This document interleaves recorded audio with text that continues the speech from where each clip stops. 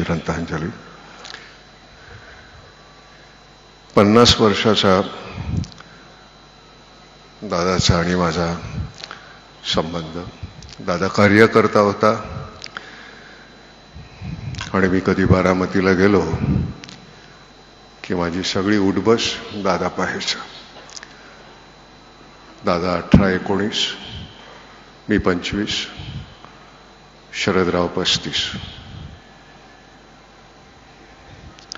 50 वर्ष खूप होतात, खूप आठवणी आहेत. फक्त हेच आहे, इतकी मंडळी आज जमली आहेत ह्या शोकसभेच्या ठिकाणी. दादाचा आज 75वा वाढदिवस साजरा करायला आपण जमलो असतो तर जास्त बरं वाटलं असतं.